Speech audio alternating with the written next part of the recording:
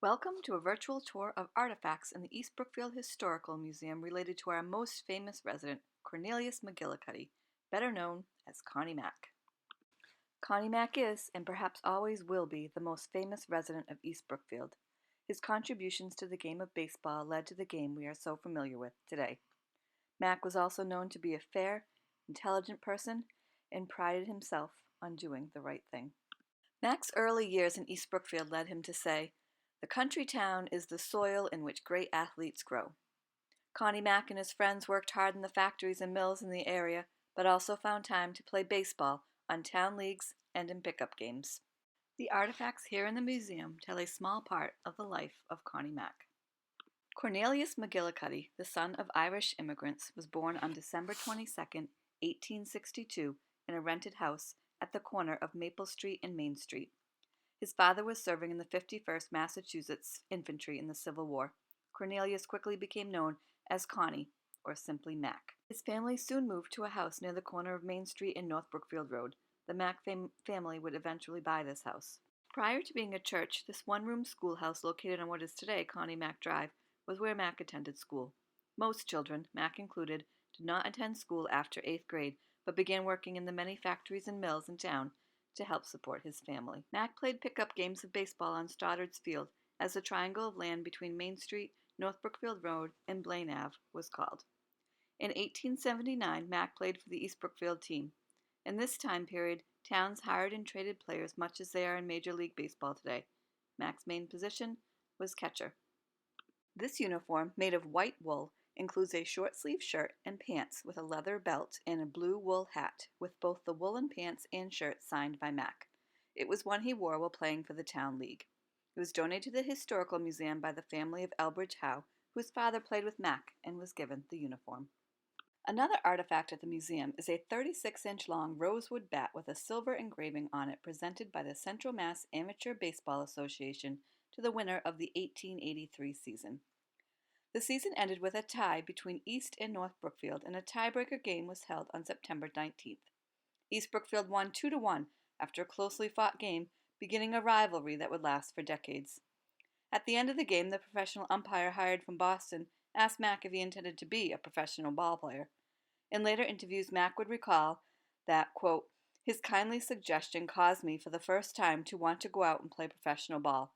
I decided right then and there that I would." Mack would also recall that he felt as much of a thrill recalling the details of this game as I ever did out of any World Series game. Hundreds of residents celebrated the win with the team.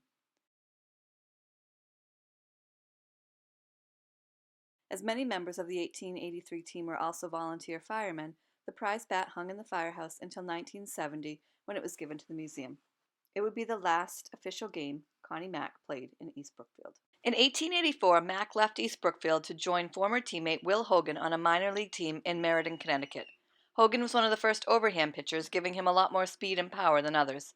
This proved a challenge for the team's catcher, and Hogan requested his former teammate get a tryout.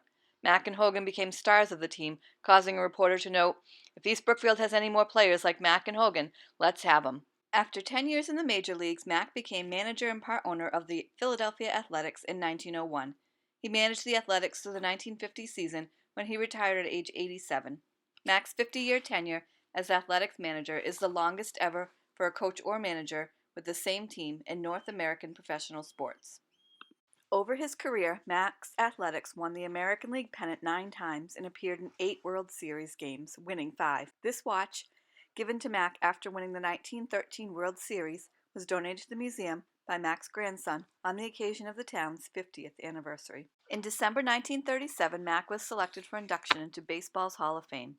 His plaque in Cooperstown refers to him as Mr. Baseball. Mack's skill as a catcher enabled the pitcher to change his style of pitching to overhand.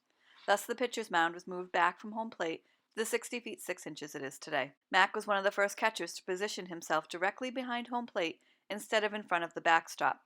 Previously, catchers caught the ball on a bounce. He was one of the first to add lights to the stadium and play night games, and one of the first managers to scout high school and college teams for new talent. He also introduced the bullpen and relief pitcher to the game.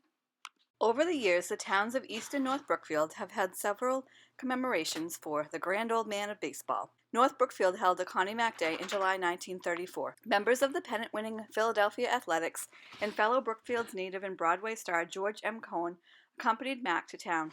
Thousands met Mack's train at the North Brookfield train depot. Members of the Athletics played against a semi-pro team sponsored by Quabog Rubber. For the town's 50th anniversary, bronze coins were sold as souvenirs.